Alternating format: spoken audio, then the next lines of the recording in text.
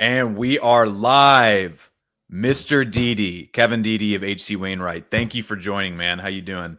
I'm great. I'm great. Happy to be here. Happy to talk to you anytime, as we have a couple of times in the past. So excited. Yeah. Yeah, happy to rip with you again, man. We did a Forbes seminar, I believe, at the end of last year. That was pretty fun, well received. You cover a lot of equities in the Bitcoin space, not just Bitcoin mining, but a lot of Bitcoin miners as well at HC Wainwright.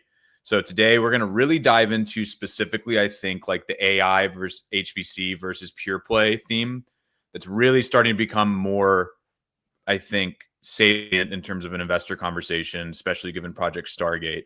And I want to start with an investor memo that was sent out by one of your colleagues that said, and I don't believe it was the HC Wainwright's official position. I'm not really sure how that works, but he was making the argument that he believes that pure play miners will outperform HPC and AI miners, whereas last year it was kind of the opposite. Curious about your take on that, whether or not you think that's directionally correct or completely wrong. It's interesting when you think about it, Colin, right? Because the thing that really drives the miners is the Bitcoin, the underlying Bitcoin price, right? And hash price.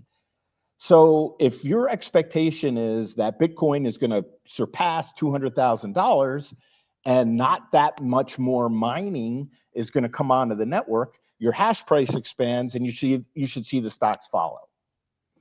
But the big but is, what happens if the Bitcoin market doesn't develop that way? What happens if the price sort of stalls out, as it kind of has over the past month, and yet difficulty continues to increase, right? So you see that hash price compression. Like, you've seen all these companies present their January results. Their mining levels are below most of what they had in December, for the most part, all else equal. And you might see continued deployment of new machines, right? I mean, the guys at Bitdeer are going to throw out their 3 miner, which is supposedly very efficient, and I think that comes on the market. The guys at Bitmain have the S21 XP, hugely efficient. So there's a lot of opportunity for the miners to continue to add hash, right? Even at the same power level. So, and then you take a step back and you look at some of these autocratic nations like Russia, right? Russia loves currency and they need it badly. And I've heard some stories like Bitmain shipped like 30 exahash there. There's plenty of power and Putin needs currency. So you'd think that he would continue to run Bitcoin mining regardless of the normal economies that you see within the Bitcoin network, right? When Bitcoin price goes down, then people tend to take hash off, right, to improve their margins. Bitcoin price goes up, people tend to add hash, right, because there's that inherent economic incentive. But that goes away in an autocratic situation. Plus, you've seen a zillion other announcements, right? People expanding in Ethiopia. Paraguay's been a pretty interesting destination. More and more things coming online leads me to believe that hash rate's going to continue to increase, right? And I'm not clairvoyant enough. Listen, I've been covering these stocks longer than anybody else on Wall Street. And we picked up Riot back in 2018. That was 3 years before anybody in the US on the sell side started looking at them. And I learned very early that it is impossible to get your Bitcoin price right. And I found myself humiliated quarter after quarter that Riot would report. So, not to put words into your mouth, and if I am, just, I'll take them out. Stomp on my lips. But it almost sounds like, to your point, you're pointing out the fact that hash rate is almost inexorably rising. Margins get compressed as a result. Obviously, miners can upgrade to new hardware. They can try to find cheaper energy if that's even possible. It's why a nation state like Russia, who kind of has its fingers on the spigot, so to speak, might have an advantage. But that's going to cap to a certain extent, your earnings potential in a way that maybe this new thing like AI and HPC won't for some of these miners, where theoretically the demand for that compute is only going to increase, and adding more computers to the network of AI and HPC for just making a loose connection doesn't drive down the actual profitability for everyone on that network.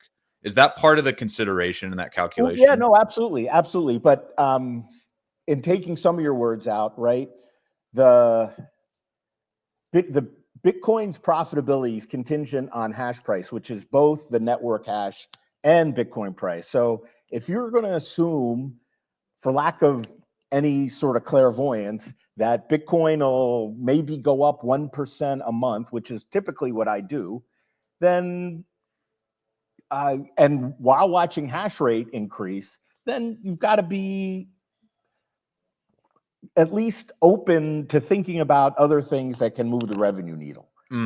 That makes sense. The other thing that I think might not strike people right in the face at the get-go is the fact that there's all this volatility that's just part and parcel of Bitcoin mining, and everybody's familiar with that, right? So it's difficult to predict. You don't have transparency to your cash flows. Now you compare that to HPC, and it flips. It's expensive. It's much more expensive, but you can map out your cash flows, and your profitability becomes the delta of your cost of capital and your returns. All right, so we have a question from Penny Ether here in the chat. This is not HPC and AI related. It's Bitcoin mining related. We'll refocus back to that in a second. But Penny's asking, does HC Wainwright have an estimated hash rate growth rate per year, and what do they use in their price targets? Great question. And the answer to both of those is yes, because I basically what I keep is a price deck, and it's universally applied to each company's Bitcoin mining model. And that way I have consistent compares. I don't have those numbers at the tip of my tongue, and I'm probably low on my Bitcoin price assumption and low on my network hash rate growth for this year. But we're coming up into the next earnings cycle, which should kick off in the next couple of weeks, and we reset all of our forecasts when that starts. And that way, when we start building our model and offering our estimates for the next couple of years, it's all based on that same price deck. You say low, you might not want to spill the sauce, but like what's low to you in terms of hash rate growth for this year? Because I've seen everything from like giga bullish, like 1.5 zeta hash, 1500 exahashes. But I've also seen some more conservative ones that say, if we break 1200 exahashes, 1.2 zeta hash, that would kind of be pretty surprising to some analysts. Curious where you fall into that. Yeah, I think we're sort of in the high 7s, low 8s, which is kind of where we are now. So we definitely have to reset that. But see, that's because our price deck is based on the timing of the September quarter reports. Yeah, okay. So we recalibrated our forecasts back then to build out our universe so that we could compare companies. Got it. And basically, when you look at things that way, it doesn't really matter too much what your assumptions are, right? Because you're applying them across the board for every company in the network. All right. And that way you still have good comparisons. Right. All right. Refocusing back on AI and HPC, got to talk about the $500 billion gorilla in the room, Project Stargate. For our listeners who aren't aware of that, maybe you've been under a rock or in a hole. President Trump, alongside OpenAI, SoftBank, and a few other key players, I believe Oracle is also involved in this. Microsoft. There's basically this $500 billion initiative to pour investment into AI and HPC businesses in the US. I'm curious your thoughts on what this does for the whole Bitcoin miner conversation, because we've already seen the effects of this, the Lancium and Caruso deal, where OpenAI is going to probably or potentially be a tenant. I mean, they're saying as much. We have to see what happens with actual construction in a 2 gigawatt build out that Crusoe and Lancium are JVing on. Last week, Cypher took in a $50 million private placement from SoftBank. Does this change the conversation on AI pivots for Bitcoin miners from where it already was, or do you think it's just business as usual?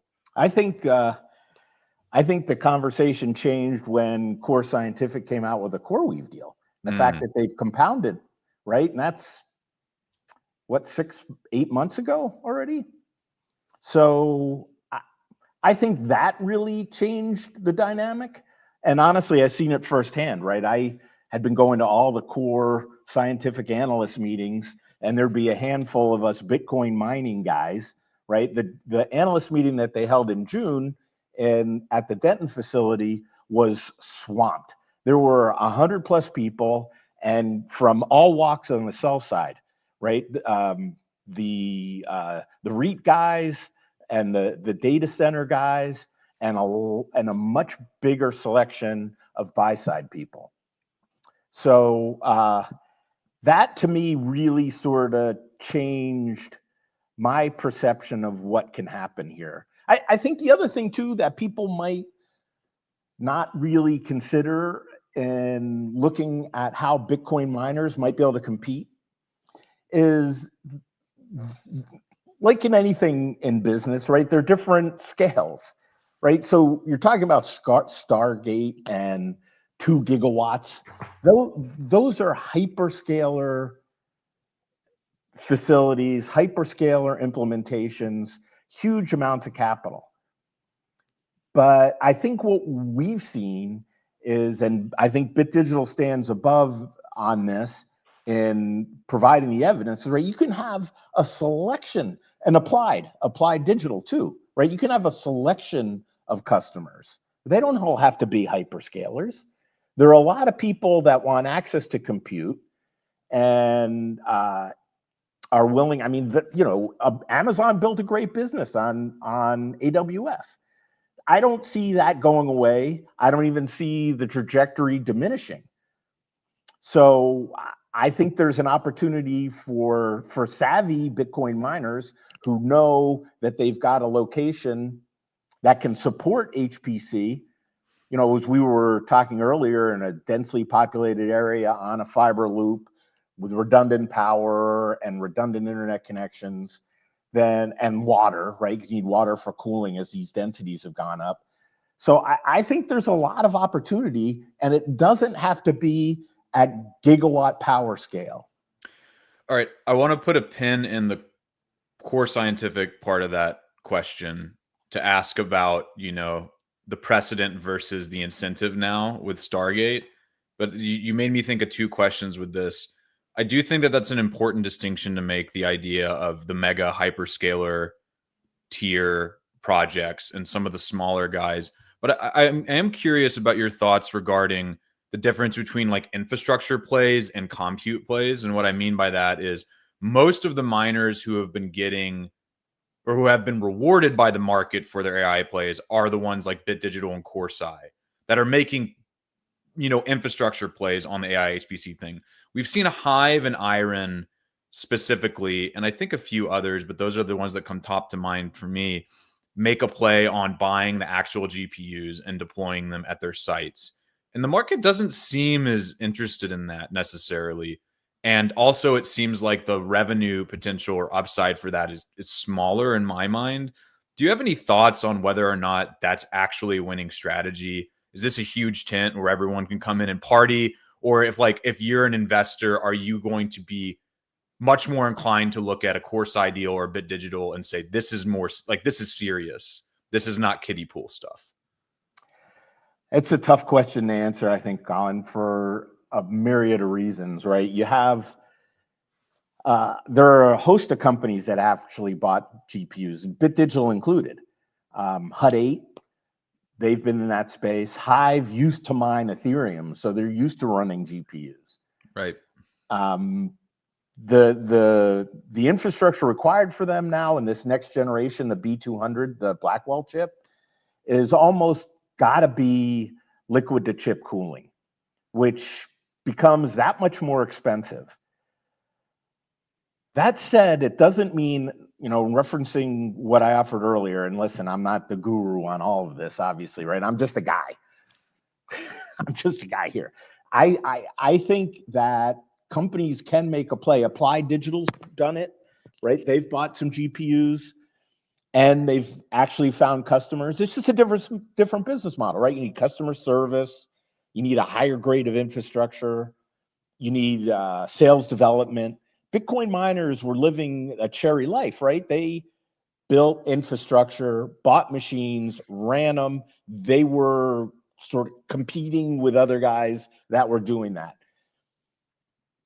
The business models are evolving, right? And I think it's difficult really to pick out how investors may perceive owning GPUs or just running infrastructure. Right? If you're just running infrastructure, you're going to see the delta on your power costs versus what you collect from your hosted party.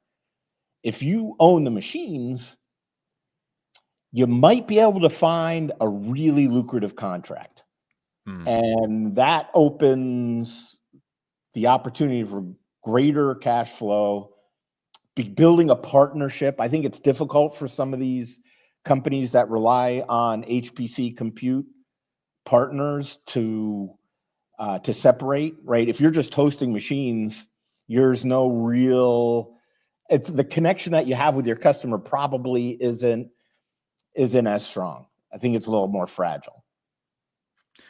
Yeah, that's a good point. And going back to the Bitcoin mining side of things, the BD side of it is really kind of contained if you're a pure play miner to finding the site, getting, maybe finding hosting clients to put machines there if you're hosting infrastructure, but you liquidate your hash rate directly to the network or to a pool. So you don't have to do any BD on actually selling the compute. That's actually pretty much a solved problem for you. And the market pays out basically the same rate via hash price. I mean, it's a little bit different depending on what pool you're using, if you're doing FPPS or PPS plus or something like that, or PPLNS. But one of the good things for Core, at least, is that they don't have to worry about the customer side of things because they've got CoreWeave coming in and they're going to deal with who they're going to sell the compute to. Now, to your point, though, your upside could be potentially less for that. And it's kind of like where you want to fall on the risk curve. But going back to Core Scientific, you were mentioning how this whole AI and HPC conversation was more or less set in motion from their CoreWeave deal, which just had people's eyes popping and their mouths watering, seeing dollar signs, right? But I want to go back to Stargate for a second here because I can't help but think seeing that $500 billion sign in the news headlines has to entice some Bitcoin miners to say, we could be leaving a lot of money on the table if we don't make a rush to the entrance here. And we've already seen that before we started recording. You mentioned Riot's pausing 600 megawatt phase 2 on Corsicana as it evaluates that site for AI and HPC compute. We saw Bitfarms say that they're also engaging with a consulting agency to evaluate those opportunities. Sorry to ask the question again, but like, does this change the game at all for them? Do you see this being kind of like maybe a red herring where it's like these opportunities were always there, it's just there's more media coverage now? I think there is more media attention, absolutely, but there's also this thing called ChatGPT, right? So you go back 3 years, I don't think anyone anticipated that was going to grow as rapidly and draw as many media eyeballs, to your point, right? I don't think it was expected. The other thing that's really interesting about it, is it all hinges on Moore's law, right? I mean, they're able to drive so much compute through semiconductors now. The possibilities are, I mean, I don't know how many billions of transistors are on a Blackwell chip, but it's astounding. So that's to me is the underlying driver. Do you think it's changed? Do you think Stargate's changed investor perceptions towards this industry, or do you think they've always been, for the last year, they've been pretty bullish on it, and this is just kind of further confirmation that this is the trend that they want to I be following? I honestly think investors are bullish on it, and I mean, you mentioned the activist interest in Riot. That I think is pretty telling. Obviously, Bitfarms has had to circle around and consider options. Uh, there are a lot of examples of Yeah, how Bitcoin miners have had to pivot their business model, knowing that they have great access to power, but they're in the public space, right? They're reliant on public funding, right? And they have to present the best returns that they can to their investors. on that note, could you dive into the Riot thing really quickly, just for listeners who aren't aware of why they've specifically paused it? Because I think this is kind of important. Because they were basically, they kind of had their buttons pushed for this. Yeah, that's a polite way of saying it. they've had activist investors, buying stock, which is great for the stock. And actually, I think it's a buying signal for anybody. The company has always been adamant about sticking to its knitting, right? Even through June of last year, I was at their analyst meeting. Jason Les was up saying, we will not do HPC. We drove all around the Corsicana facility, and I'm scratching my head going, wow, we're, a half hour out of Dallas. I mean, that facility is amazing, right? Because they had the foresight to realize that they were going to need water. So they built their own lake. They built in drainage pipes so that every drop of rain that falls in that whole campus ends up in their lake.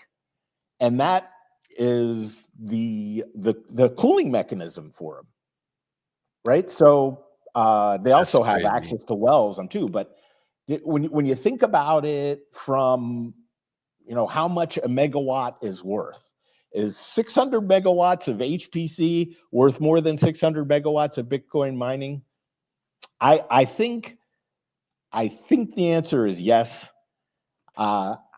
I'd stake my reputation on it, as horrible as it is. I mean, you can look at any stock grading system, but I mean, when you think about the overarching trends, the demand for HPC, all the different applications that are evolving, it's going to be crazy, and I think we're just scratching the surface. The real market is the enterprise market. Everybody sort of talks about this ChatGPT. It's really about how enterprises mine their own data to drive efficiencies. So Microsoft has this whole portfolio of AI-based tools to help business managers optimize their production. So going back to Riot and Bitfarms and their interest in AI and HPC now, because they were saying last year they were kind of cagey about it, right? They're like, we kind of just want to deal with what we know. Maybe we'll look into this, but we're just not too keen on diving into it now. When I saw the Riot news, two things popped in my head at once. Number one, to your point, if you can convert that 600 megawatts, and like you said, it's in a prime location. For listeners who don't understand why we're saying that, it's close to Dallas, and for inference, specifically HPC compute and AI loads that are used for actually using the AI tools like ChatGPT. So every time you're querying something, you're pulling inference compute. You need to be closer to population centers, and it's better for the it reduces latency, it makes the programs more efficient. But on that note, the 600 megawatts and potentially all 400 megawatt and the other 400 megawatts, the 1 gigawatt of Corsicana, it's really primed for HPC and AI potentially, and that could be super lucrative. And if you're a Riot shareholder, you're kind of thinking that would be great. There was another side of me though, that's like the Bitcoin mining side, that said, hang on, y'all have been trumpeting this as like the largest Bitcoin mine in North America, if not one of the largest in the world. You've been talking about your deployment timeline. You've bought all these machines, right? Like, hundreds of millions of dollars worth of what's miner immersion models and other next gen machines. And now you're pausing 600 megawatts to see if this maybe will be used for AI and HPC. There seems to be an opportunity cost here. And it goes both ways because it's you kind of have a do or die moment. You either need to decide that you're just going to convert that into AI and HPC and get going. I mean, the opportunity cost there is not as dire, I think, as the Bitcoin mining one, because it's like this is going to be a trend that completely transforms our entire economy. So, like you said, the demand here and the upside is pretty large. But for Bitcoin mining, you're pausing 600 megawatts as the entire network continues to deploy hash rate. So you're losing out every day on potential revenue, right? Like the margins are only going to continue to shrink, and you are losing out on revenue that you could otherwise be making if you just tried to deploy that as quickly as possible. So that's kind of a long-winded intro for a question of, if you're an investor, are you looking at this as favorable or unfavorable for Riot and for Bitfarms? Like, are they wasting their time here? Is it too late? Should they just crack on? Or is this such a golden rabbit in AI and HPC that it is worth being diligent about? I think it's more the latter. I think it's worth uncovering some rocks, seeing where you can go, seeing what kind of a customer base you can build, seeing what kind of partnerships you might be able to build. That was a real key for Applied Digital. They actually had NVIDIA as an investor, and Reliant, I think, is a large real estate firm, privately held. They made an investment. So I think the opportunity is there. I think it's in many different layers. The folks at Bit Digital have a gaming company as a big HPC customer, Boosteroid. They haven't disclosed their first customer that is using their site in northern Iceland that I visited. Pretty impressive. Not big, but impressive nonetheless. And it makes the case that you don't need large scale. Right now, the opportunity, if you have that ability to bring large scale to the problem, probably brings larger rewards. But just the same, it's your savvy, what kind of contracts you can negotiate. Some of it's probably dumb luck. Right place, right time. I think you can have a conversation with Sam Taybar, at the CEO of Bit Digital, about that. As I noted, right, I think there's just so many different slices of the AI HPC opportunity that to disregard it would be, I think, foolish. Now, there's an argument too, and you haven't raised this, but there's also always that fad argument. Hey, we're in the hype cycle of HPC and AI, and everybody's jumping on the bandwagon, and in a year, it's all going to go away. I don't think that's the case. And, we're just becoming familiar with, using AI, right, in sort of a consumer environment. And I think the real market is in the enterprise. When you start seeing large companies always made huge investments in this. Medium-sized companies are starting to make investments in this. In order to be competitive, small companies are going to need to be able to leverage that power. It's not going to be a choice. You're either in or you're done. That point about people kind of getting ahead of themselves, I think, is something that really is not touched on enough. And I tend to agree with you that I think that just seeing some of the advancements in AI since 2023 have just been breathtaking.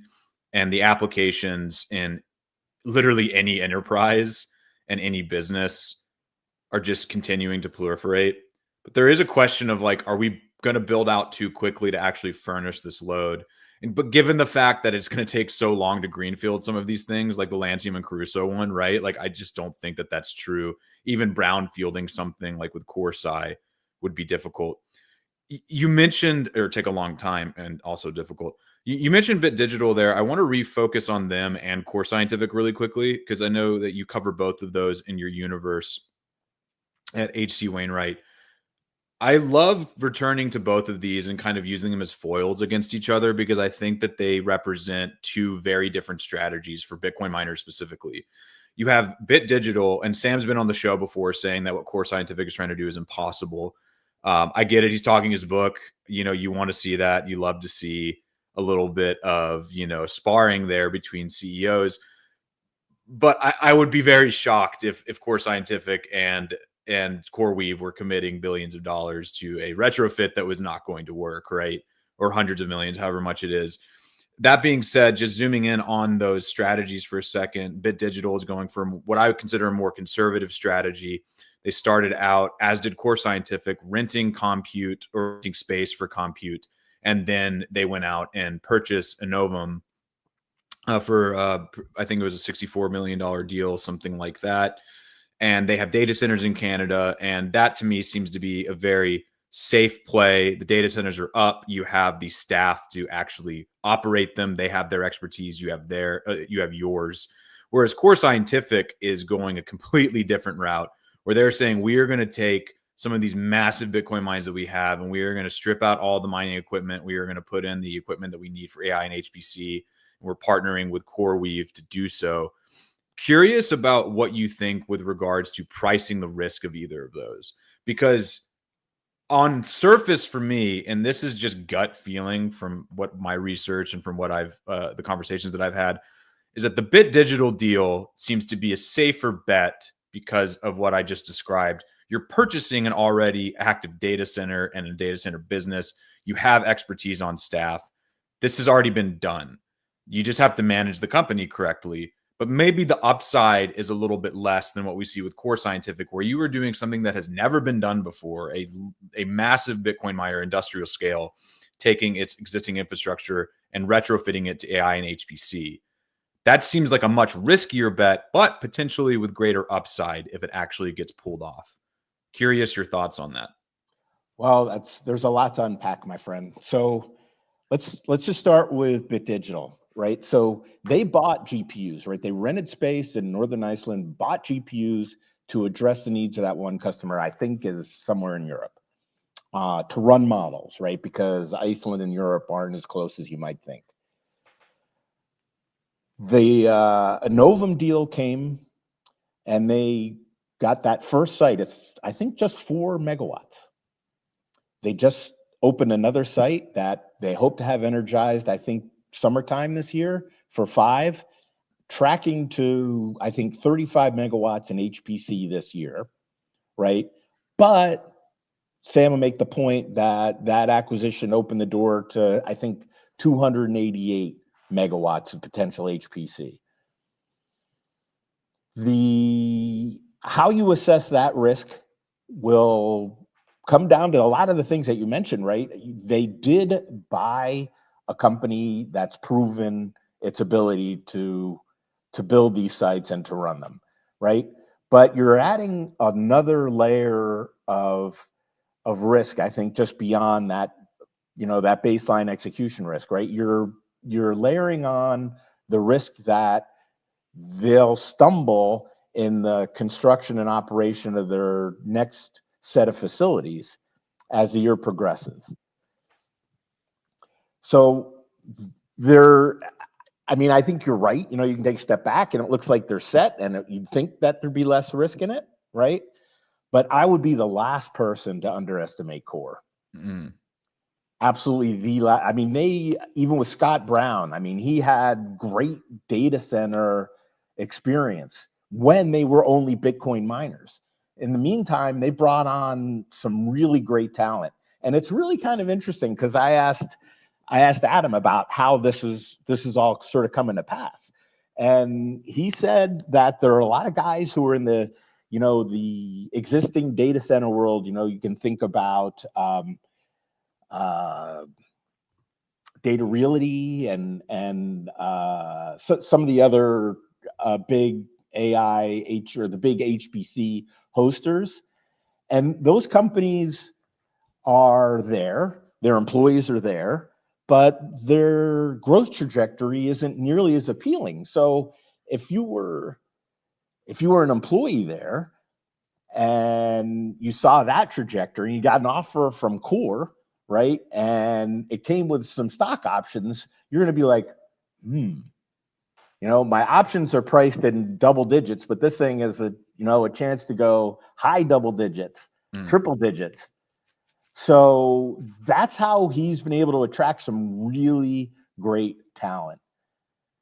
The flip side is that this whole B200, I think, has, and I'm not a great source on this, but my understanding is that the networking of those modules is an order of magnitude more difficult than the H100s. Like, it was InfiniBand before to patch computers together to run AI HPC, but now with the B200, the chips are so much more powerful, and orchestrating parallel compute in that architecture is a huge increment higher in difficulty. That's what I've heard. I don't know if that might play into delays for the CoreWeave implementation. I don't know. I think a lot of that will come out on Core's next call. They'll talk about whether or not they're still targeting the second quarter for that energization of the first large CoreWeave facility, and how these networking issues have been addressed. I always thought their timeline was pretty aggressive, just looking at research that I've seen from, yourself or analysts at JP Morgan in terms of what these build outs usually look like. But, obviously I'm not in the rooms with them. I don't know shit about actually building a data center. It just seemed kind of wild that the first half or the beginning of second half of 2025 was on the table. I'm also kind of cynical because Bitcoin miners are always promising the moon and then giving you the atmosphere, so to speak. So, yes, very familiar with that. yeah. So, on the note of Core and Bit Digital and just any other of the miners that you see in your universe that are pivoting into AI and HPC, do you have a favorite? Do you have one that you say like this is my favorite? I like both of those. I honestly do. I think to the points that we've raised, right? They're established. They've got the in-house expertise. I would not discount Cypher. Tyler Page's team is amazing in its own right. All the guys that he had building his Bitcoin stuff were ex-Google, Microsoft data center jockeys and software managers. So, and I think he's been adding to his staff. I haven't had a conversation with him recently, but I would certainly not discount that. And I think that site they have in Texas is like a stone's throw or maybe a golf ball shot from another huge facility. So I think that ties them to fiber, which is underneath the highway that site's tied to. So they're definitely front and center. I think I have only great things to say about the team at Hut 8. I honestly, obviously it's changed, right? But I think they've brought this higher level of professionalism and experience in managing power and building facilities. That really stood out to me when they held an analyst meeting last year in Miami, and we got, the whole dog and pony show. Very, very smart people, very, very clever, and aggressive. So I would not. I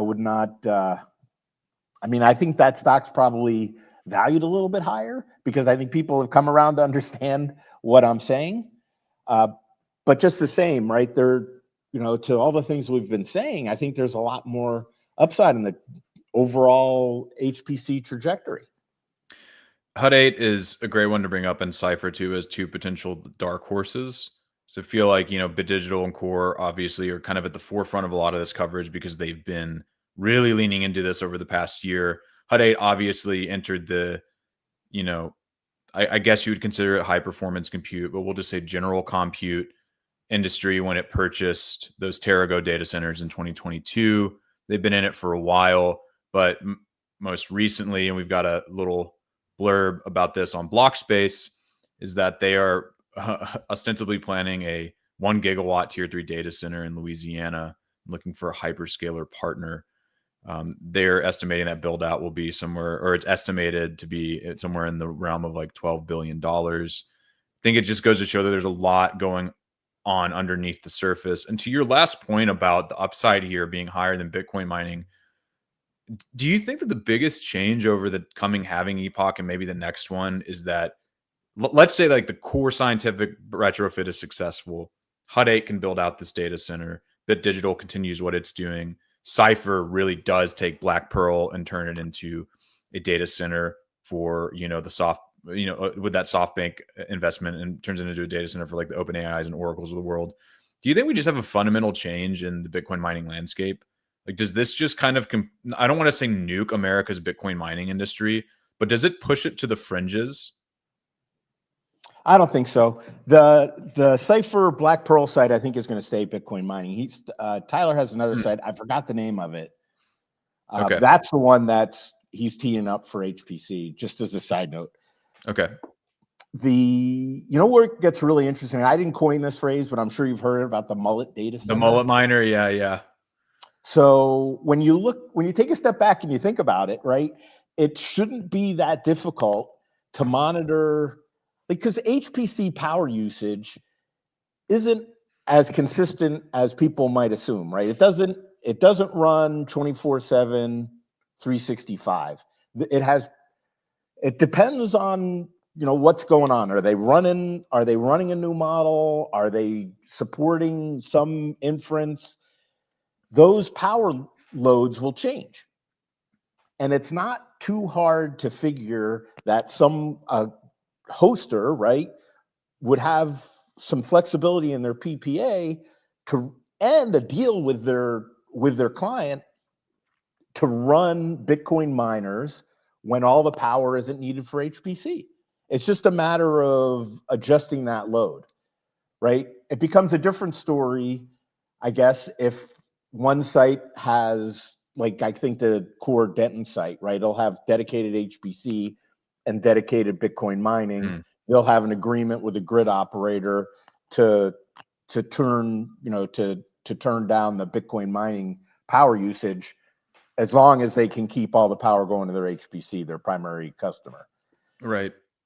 I don't know how far off I've gotten on topic on this. No. This is apologies, great. But it seems to me that there is room for both. And I think when you take a step back and you look at, we talked about Corsicana, there are a lot of other sites, like the sites in West Texas, right?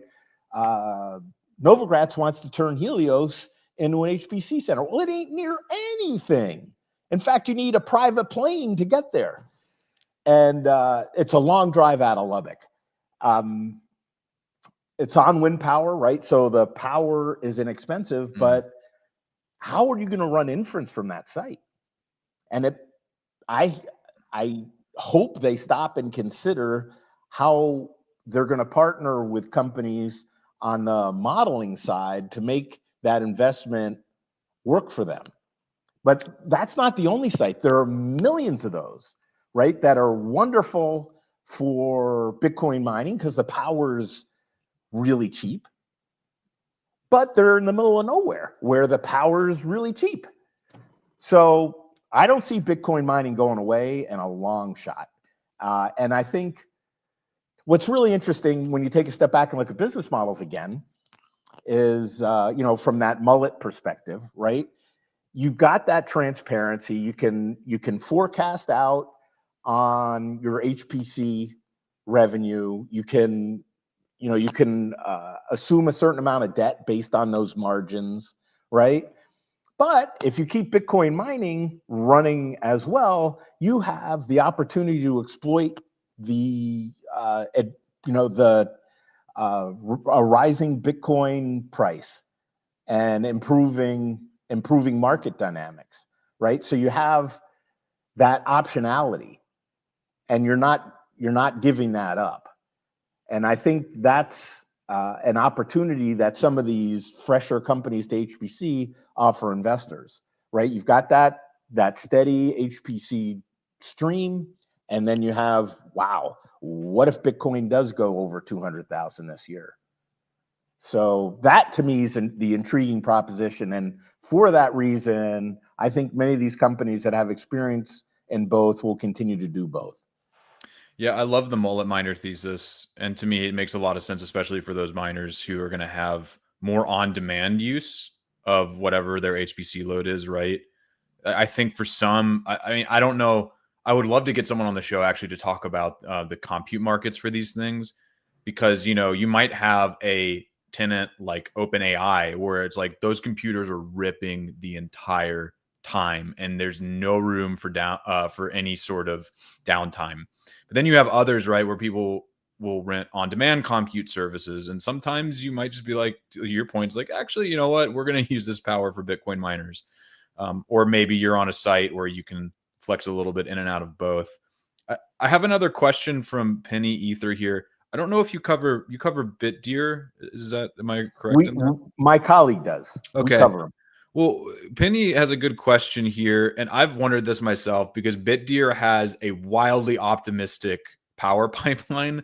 Like if you look at their production updates, it's like we're gonna have like 2.5 gigawatts of energy online by 2026, and it's like, damn, guys. So Penny's question is, what do you think of Bitdeer, their power pipeline, the A3? And this is the first time I'm hearing this for their SealMiner A4, this charge recycling thing, which means it'll have a pretty low joule per terahash. I don't really know much about that, but I'll tack on a question about this, kind of if we can maybe focus on the power pipeline. Do you know much about Bitdeer's AI and HPC aspirations? Because they post about it a lot on their updates, but they have not given any revenue figures for it, and they don't really talk about what's going on. I think the initiative's still nascent at this point. But in summing up everything that they've thrown out there, again, I think Yihan Wu is one of the last guys you'd want to bet against. I think he's got an incredible staff of chip designers. To get to the power recycling question, in talking about this before, the world of semiconductors isn't new, right? There's nothing novel here. Power usage has always been top of mind, right? Especially in mobile devices, right? Everybody's looking to try to conserve battery power. And even in the beginning, right, when semiconductors were going up into space, they were concerned about power usage, right? Because you only can bring so many batteries with you. So, and that was the beginning, basically, of the semiconductor industry. So to think that, fast forward the next 50, 60 years, and certain engineering group believes that they're going to be able to run, basically, I think what this recycling refers to is the initial compute load, right? And the power that's used for that is then drained off the chip. And what Bitdeer wants to do is to, instead of draining that power off the chip after that compute phase, they want to collect it again and have it available to run the next. And of course, this happens in milliseconds. That, I think, is the general idea behind it. And listen, I'm not going to be a Debbie Downer on that. I really am not, because again, I wouldn't want to bet against that team. But it does seem to be a pretty big step. It'd be huge, if yeah, possible. I think he's targeting 5 or 6 joules per terahash in the A5, and it's all based on this power recycling. And I don't know that they've had a successful pilot, right? So you want of the power recycling specifically. Yes. Yeah. You want to be able to create that die and then have a couple of runs at it, right, to improve that process. I have no idea where they are on that. That they've kept under hat. And I saw Harris in Texas at the US blockchain conference, and he presented about how Bitdeer was going to try to accomplish these goals. And again, I'm not savvy enough at the semiconductor level to know that it's possible or not. I assure you it's incredibly difficult because it's the holy grail. And it's nothing new in the world of power usage, right? Everybody's been wanting to solve for how to make semiconductors more efficient. It's nothing new. Yeah, and it would be wild if that advancement came out of Bitdeer. In the 5, I think, yeah, it is for the A4, A5. It's 5 joule per terahash on the chip level, which means the box miner will probably be somewhere in the realm of like 7 joules per terahash, which is still crazy, assuming they can, achieve that. Just to follow up on that, do you have any comments on the power pipeline at all? It seems incredibly optimistic what they're trying to do. I mean, some of these, it looks like they haven't even gotten PPAs for yet, but like they're trying to expand across Norway, Bhutan, the US. US, Like yeah. it's like they're just offering the buffet, man. I mean, it's just everywhere. Yeah, I agree. I mean, I haven't done the due diligence at a site level to really figure what's legit and what's maybe more pie in the sky. But they, they did a pretty nice job with that facility that they have, which is right next to Riot's Windstone. Right. It started it's kind of crazy that we've got multiple 100-megawatt facilities in the same tiny town in Texas, Well, the thing was, it was an Alcoa smelting facility. Yeah. And that's why there's 2.5 gigawatt switch there. And in fact, it had its own, I think, the largest coal-fired power plant in North America is on that site. Wow. And obviously shut down. Just another example of this, what one of the first mines I went to, or the first mine I went to in the US was on a former steel manufacturing plant in Illinois, excuse me. Oh, but I always thought this like Rust Belt revival would have been an interesting that's Mawson's Midland, PA site. It's right across the river from two things that are very interesting. One is a Shell plastic plant where they actually break the oil molecule to create plastic beads, and those plastic beads are shipped to everybody else for bottles or whatever. The other thing right across the river from them is a nuclear power plant. And yes, that site that Mawson runs in Midland is all an old steel mill. Yeah, it's interesting to see the reuse of those industrial sites, because it's not something I think most people think about. But obviously, there's already power infrastructure there. We had Eric Vera from Luxor on recently talking about how this is potentially an opportunity for Bitcoin miners in Brazil. There are a lot of abandoned factories that Bitcoin miners are scoping out. Iron capitalized on 3 sites in BC for that exact reason. Was very savvy. It had me scratching my head. Well, wait a minute. Here are a bunch of guys from Australia. They come to British Columbia. They land these 3 sites. What about all the Canadian guys? Where was Hive and HUD and Bitfarms? And so anyway. Speaking of international expansions, this will be my last question. We veered off the HPC stuff and AI stuff. Really appreciate all the thoughts there. Want to just focus on one news item over the last week or two, which was Hive's purchasing or signing an LOI to purchase a 200 megawatt facility under construction in Iguazu, Paraguay from Bitfarms. There are 2 takes on this that I've seen. A lot of Bitfarms retail investors were pissed off.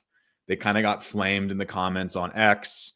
They couldn't understand why this was happening. And then there's another take that I've heard from some that say, well, the reason that they might have gotten out of that is because it's harder to acquire capital from certain investors, or it's harder to get financing in the US. If the financiers look at your book and say, why do you have 200 megawatts under development in Paraguay? That's a risk that we don't know how to price very well. You have assets in the US. You just purchased Stronghold. Well, the acquisition is still undergoing. But why don't you just put money into those assets? We can understand that a lot better. From your understanding, is there some truth to the fact that capital allocators don't really want to see hundreds of megawatts of infrastructure outside of the US, especially in places like South America, which they might see as having a regulatory risk?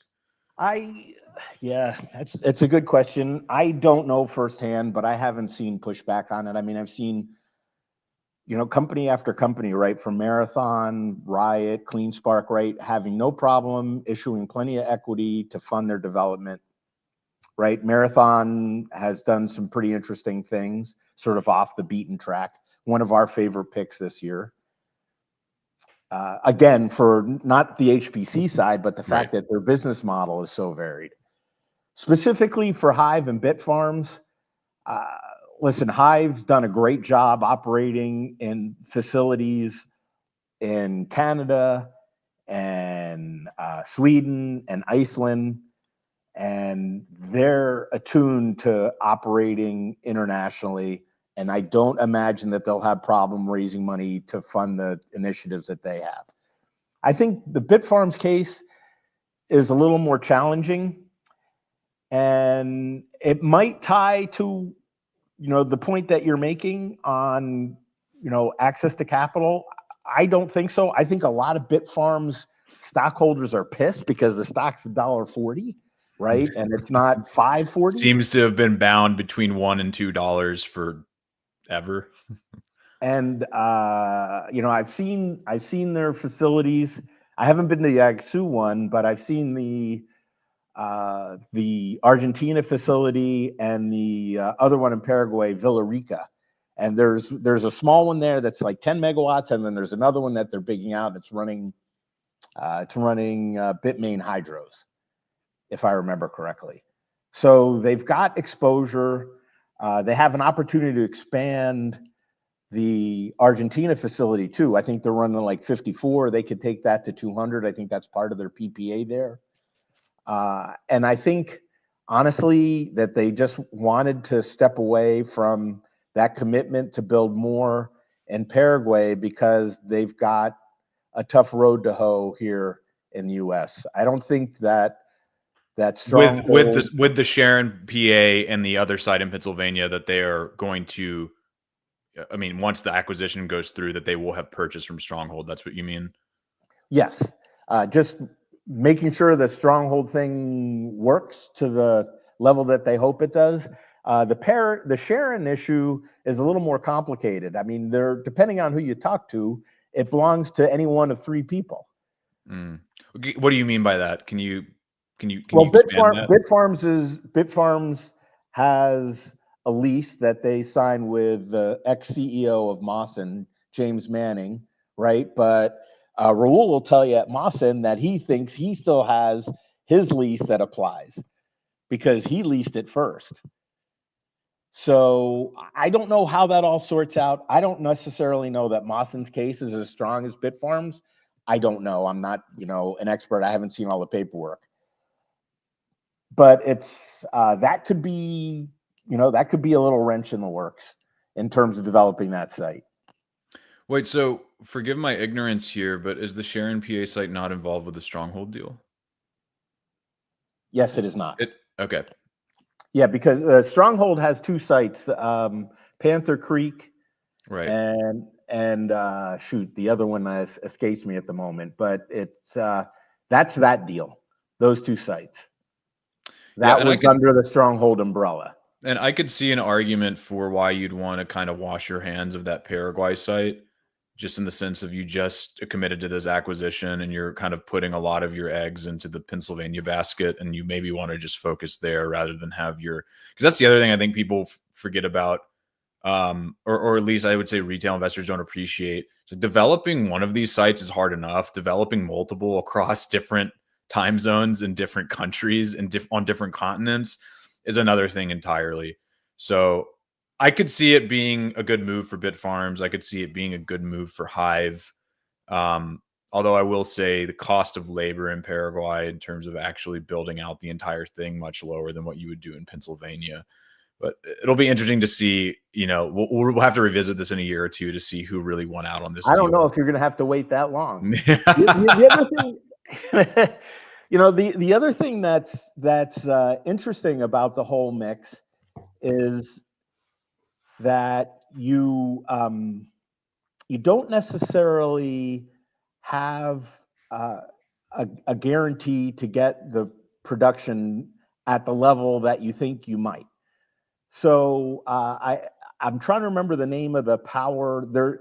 What's really interesting about Paraguay is that most of the power, except in Villarica, that one small little enclave, is sourced by sort of the government regulated utility.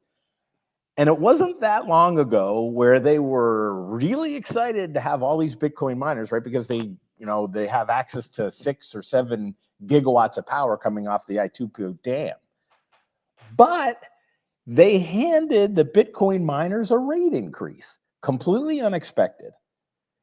And I think that may have also set some shivers up and down Bitfarms' spine. Yep. If you don't know that you're going to be able to play on that playing field that you think was set in stone, and yet all of a sudden somebody jackhammers it, it's difficult to feel confident, or you're not going to have that problem.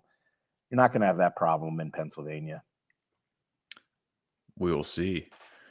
Well, obviously, power rates are right. more dynamic there.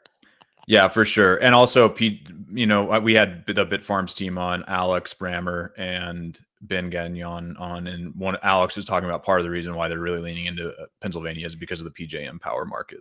It allows them similar flexibility to miners who are, connected to the grid in Texas with ERCOT.